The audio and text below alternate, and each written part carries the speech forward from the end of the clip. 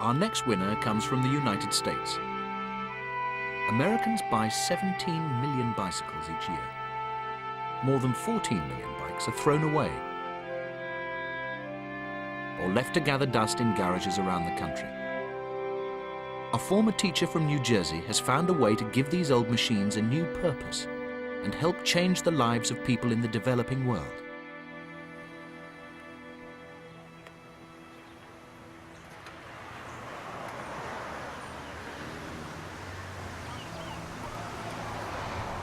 Saturday morning on a residential street corner in New Jersey. Dave Schweidenback is holding a used bicycle collection. The bicycles he's given today are heading to West Africa, where there's a shortage of cheap, environmentally friendly transport. It was whilst working as a Peace Corps volunteer in Ecuador that Dave first saw how a simple bicycle could alter people's lives. I lived in a small town in Ecuador where there was one man with a bicycle, and he was a carpenter. A carpenter with his tools can work a kilometer either side of his house. A carpenter with a bicycle can work 10 kilometers either side of his house. The problem is not lack of employment in the developing world, it's the ability of people to get to where they need to be to work. If everybody walks, the economy has to be poor because the movement of goods and services is slow. By introducing mankind's greatest invention, the wheel, you can grow these economies so that these people can help themselves. In 1991, Dave advertised for unwanted bikes near his home, which he planned to send back to Ecuador. He hoped to collect 12 bikes, but ended up with 140. The Pedals for Progress project was born.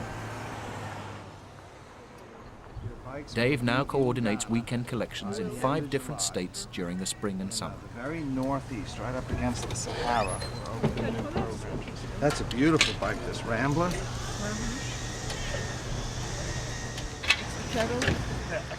As well as giving their bicycles, each donor is asked to make a small cash contribution to help pay for the cost of transporting the bike to its new home.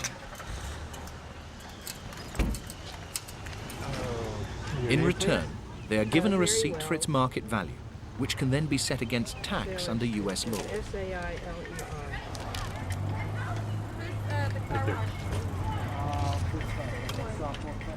Dave knows that donating a bicycle can be a very rewarding experience. Americans are very generous people, but they've found over the years that when they donate money, it just doesn't always seem to get to where it meant to be. But when they donate an in-kind good, like a bicycle, someone isn't going to get 10% of their bike, someone isn't going to get 50% of their bike, someone's going to get their whole bike. A 3-hour collection usually nets around 70 bikes, which are then partially dismantled by volunteers who play a key role in the organisation. Pedals are removed and handlebars are carefully twisted for easier packing before the bicycles are loaded into a truck to begin their journey. Pedals for Progress now exports around 9,000 bicycles each year. From street corners like this, they will end up in countries from Honduras to Madagascar, where they may be used as police transport, vending tricycles, and even taxis.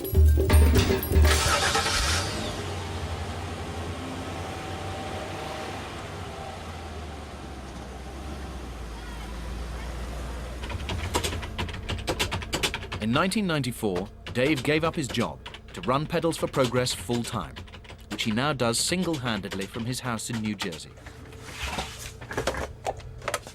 Early in the project, it became clear that whilst collecting bikes would be no problem, he would need local help in the destination countries if the bicycles were to be distributed efficiently. Put the box in the truck. From my Peace Corps experience, I realized that we have often pushed things on other people in other countries that weren't really appropriate. I've seen some dramatic failures, and I realized from the beginning that I had to have nationals running the distribution, because I'm not there. I live in New Jersey, and that's where I work. Bikes are sent by container to 15 partner organizations around the world, like this one in El Salvador. This creates sustainable jobs and contributes directly to the local economy, as well as ensuring that the bikes reach the people who need them most. Here, the pedals are replaced and the bikes are serviced thoroughly to make sure they're safe, before being sold for a fraction of their value.